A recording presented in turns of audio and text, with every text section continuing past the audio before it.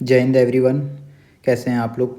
Hope करता हूँ कि आपकी पढ़ाई अच्छी चल रही होगी और आपकी तैयारी अच्छी चल रही होगी। और अब 15-20 दिन बचे हैं ऑलमोस्ट आपके CDS और NDA एग्ज़ाम में।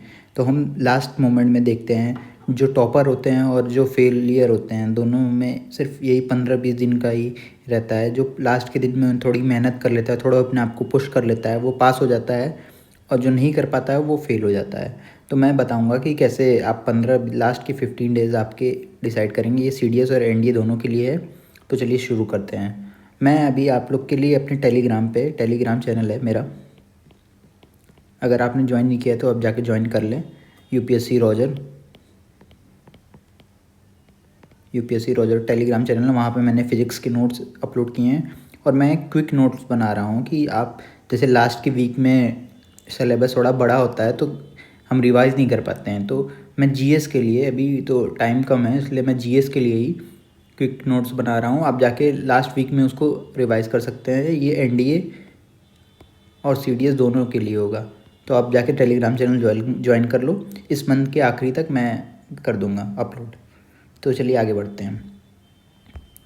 हमें स्मार्ट स्टडी और हार्ड स्टडी में देखना है कि बहुत से बच्चे होते हैं जो बहुत पढ़ते हैं लेकिन उनका फिर भी एग्ज़ाम नहीं निकलता। बहुत से बच्चे होते हैं कम पढ़ते हैं, उनका तब भी एग्ज़ाम निकलता है। तो मैं बताऊंगा कि कैसे आपको स्मार्ट स्टडी करना है लास्ट के 15 डेज़ में।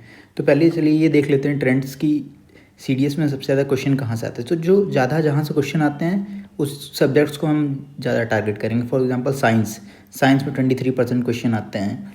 जोग्राफी में 17% आते हैं। करंट अफेयर में 16% आते हैं। हिस्ट्री में 17% आते हैं। तो जो सब्जेक्ट में ज़्यादा क्वेश्चन आते हैं वो पहले हम टारगेट करेंगे, ठीक है। तो चलिए अब देखते हैं कि कैसे करना है। जो रिवीजन आप करें, पहले रिवीजन, अब लास्ट के 15 दिन आपको कुछ नया नहीं पढ़ना है, आपको रिवीजन करना है। और PYQ is very important. Maximum paper जो रहता है वो PYQ बेस्ड रहता है, डायरेक्टली और इनडायरेक्टली क्वेश्चन आते ही हैं, ठीक है। तो सबसे पहले आपको जो IMA वाले हैं या नेवी वाले या एयरफोर्स वाले, वो अपने दिन को 3 पार्ट्स में डिवाइड कर लें।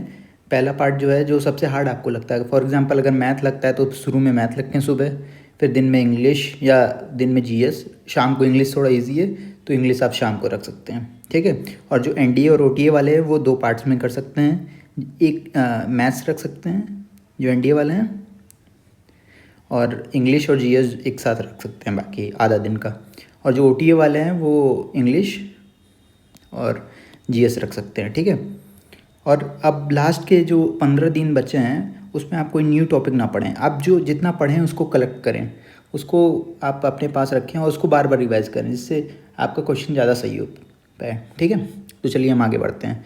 अब जनरल स्टडीज़ पे आते हैं। जनरल स्टडीज़ में कुछ टॉपिक इंपॉर्टेंट है, ये UPSC की फेवरेट एरियाज़ हैं, यहाँ से हमेशा क्वेश्चन आते हैं। For example constitutional background, preamble, fundamental right, DPSP, fundamental duties, president, parliament, constitutional and non constitutional body. तो एमरजेंसी वगैरह के मैंने अपने टेलीग्राम पे 1 पेजर्स नोट अपलोड किए हैं। Constitutional and non constitutional bodies के भी मैं अपलोड कर दूंगा, तो आप वहाँ से आप डाउनलोड करके आप एक पेज में ही पूरा चैप्टर रिवाइज कर सकते हैं सिर्फ 5 मिनट में, ठीक है।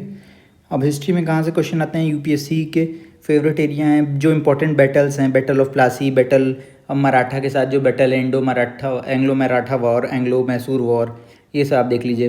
कांग्रेस सेशन देख लीजिए। गांधीयन पीरियड बहुत इंपॉर्टेंट है। और सबसे ज़्यादा इंपॉर्टेंट होता है UPSC के लिए 1940 से 47 में जो कैबिनेट मिशन है, क्विट इंडिया मूवमेंट है, क्रिप्स मिशन है, ये सब काफ़ी इंपॉर्टेंट हो जाते हैं। तो ये सब UPSC के फेवरेट एरिया हैं, ठीक है। और जोग्राफी भी, इंडियन जोग्राफी तो 70% जो होता है इंडियन जोग्राफी वो मैप से आते हैं।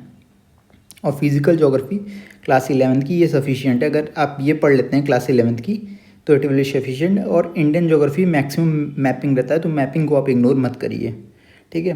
इकोनॉमिक्स का मैं भी क्विक नोट्स में बना दूंगा, अगर आपने नहीं पढ़ा है तो कोई बात नहीं, क्विक नोट्स में पढ़ लेना, मेरे टेलीग्राम चैनल पे अपलोड कर दूंगा। अगर पढ़ा है तो national income, monetary policy, physical policy, types of market, oligopoly, monopoly, ये सब, परफेक्ट कंपटीशन, ये सब आप देख लेना। इन्फ्लेशन इंपॉर्टेंट होता है, demand pull inflation, cost push inflation, balance of payment, current account, capital account, ये सब से UPSC क्वेश्चन बराबर पूछता रहता है और पहले भी आए हुए हैं, चाहे NDA हो चाहे CDS हो। करंट अफेयर, अगर आप कोई भी कोचिंग की मैगजीन आप फॉलो कर रहे हैं, कुछ भी करंट अफेयर वीडियोज़ आप देख रहे हैं तो वो आप कर सकते हैं, ठीक है। तो चलिए अब आगे दूसरे सब्जेक्ट पे चलते हैं। इंग्लिश में आप क्या रिवाइज करेंगे? ग्रामर्स के रूल्स, नरेशंस के रूल्स। अगर मैं कोशिश करूँगा 1 page note active passive voice के और टेंस के, इसका भी मैंने 1 पेज नोट्स बनाया था फॉर्मूले का, तो वो भी मैं अपने टेलीग्राम पे शेयर कर दूँगा। आर्टिकल्स, प्रीपोजिशंस और PYQ। आप कोई भी टेस्ट सीरीज़ आप मत ना लें मेरे, अगर आप सजेशन माने तो, क्योंकि PYQ खुद ही आपका टेस्ट सीरीज़ है। टेस्ट सीरीज़ आपका कोई भी रैंडम गाय बना लेता है, लेकिन PYQ जो होता है वो ऑथेंटिक रहता है और वहाँ से आप आइडिया लगा सकते हैं। हमेशा आपका क्वेश्चन रिपीट ही होगा, ठीक है। वोकेबलरी आप जहाँ से पढ़ रहे हैं, नहीं पढ़ रहे हैं तो आप PYQ कर लीजिए, कम से कम 10 साल का कर लीजिए वो कैब का, ठीक है। PYQ इंग्लिश में सबसे ज़्यादा इंपॉर्टेंट होता है, क्योंकि इंग्लिश जो है वो आप रूल्स वगैरह जो होते हैं वो रिपीट ही होते रहते हैं। और इंग्लिश में आप कोशिश करिए, अगर क्वेश्चन अटैम्प्ट कर रहे हैं, मैं एक वीडियो लाऊंगा एग्ज़ाम के पहले आपके कि क्वेश्चन कितने अटैम्प्ट करें, मैंने कितने क्वेश्चन अटैम्प्ट किए। तो इंग्लिश में आप ज़्यादा क्वेश्चन अटैम्प्ट करो और GS में जो आ रहा है वो करो, तुक्का मत मारो। तुक्का मारोगे तो आप फेल हो जाओगे, गलत हो जाएगा। लेकिन इंग्लिश में आप थोड़ा रिस्क ले सकते हो, ठीक है। तो चलिए अब मैथ्स की तरफ आते हैं। मैथमेटिक जो होता है एक हाई स्कोरिंग सब्जेक्ट होता है। अगर आपने पढ़ा है, अगर आपको आता है तो ठीक है, नहीं आता है तो फिर आपका गलत हो जाता है। तो अगर आप मैथमेटिक्स में अच्छे हैं तो आपके लिए एक प्लस पॉइंट है, ठीक है। तो आपको पहले एक्यूरेसी मेंटेन करनी होगी कि मैथ्स में आप एक्यूरेसी को, अगर क्वेश्चन कर रहे हैं आप तो एक्यूरेट करें, मतलब एक्यूरेसी मेंटेन रहे कि ज़्यादा क्वेश्चन सही कर पाएँ, ठीक है। और जब PYQ वगैरह या कोई टेस्ट देते हैं या एग्ज़ाम देंगे आप, तो एक ही क्वेश्चन पे आप मत अटके रह जाएं कि सारा टाइम आपका एक क्वेश्चन निकल जाता है। अगर टाइम ज़्यादा लग रहा है तो आप क्वेश्चन छोड़ के उसको आगे बढ़ें, ठीक है। फार्मूला आप रिवाइज करें, शॉर्ट ट्रिक्स बना लें कि कैसे निकालना है क्वेश्चन, कैसे सॉल्व करना है, जहाँ से भी आप पढ़े हैं। और FLT मैथ्स में जितने आप क्वेश्चन सॉल्व करेंगे उतना आपका मैथ्स अच्छा होगा।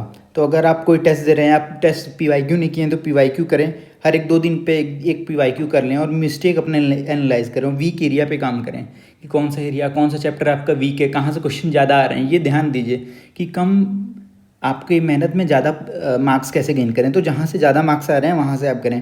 NDA के लिए कुछ इंपॉर्टेंट थोड़े मैथ्स के सिलेबस होते हैं, CDS के अलग होते हैं, तो NDA के लिए मैंने लिखे हैं कुछ कौन से चैप्टर इंपॉर्टेंट है, और भी चैप्टर इंपॉर्टेंट है, खैर मैं लिख नहीं पाया इतना, लेकिन CDS NDA दोनों का आप देख सकते हैं और PYQ एनालिसिस करें आप, ठीक है। तो चलिए आगे बढ़ते हैं। अब आपका टिप्स क्या है, बोनस टिप्स क्या है कि आप अपने शेड्यूल को प्लान करें कि कौन सा सब्जेक्ट आपको पहले पढ़ना है, सुबह पढ़ना है, दिन में कौन सा पढ़ना है, ये खुद बताएं। जो हार्ड सब्जेक्ट आपको लगता है वो पहले पढ़ें, क्योंकि सुबह आपका माइंड फ्रेश रहता है और फिर दिन में जैसे जैसे टाइम बीतता है वैसे वैसे थोड़ा बोरिंग होता है, पढ़ने का मन नहीं करता। तो ईजी सब्जेक्ट रखें, जो आपको इंटरेस्टिंग लगता है वो बाद में रखें, ठीक है। और इस समय निगेटिविटी से दूर रहें और डिस्ट्रैक्शन से दूर रहें। आप प्रॉपर 8 आवर्स की स्लीप लें। अगर आप 8 आवर्स की स्लीप नहीं ले रहे हैं तो आपका दिमाग उस हिसाब से काम नहीं करेगा, आपका माइंड वर्क नहीं करेगा। आप प्रॉपर सोएं और सुबह जैसे एग्ज़ाम का टाइम, जिस आप टाइम आपको उठना है उस टाइम अभी से उठना शेड्यूल में आ जाएं। क्योंकि अगर आप रात में पढ़ते हैं तो ठीक है, रात में पढ़ते हैं इट्स ओके, बट अब एग्ज़ाम के समय आप अपना हैबिट डाल लें कि सुबह उठें।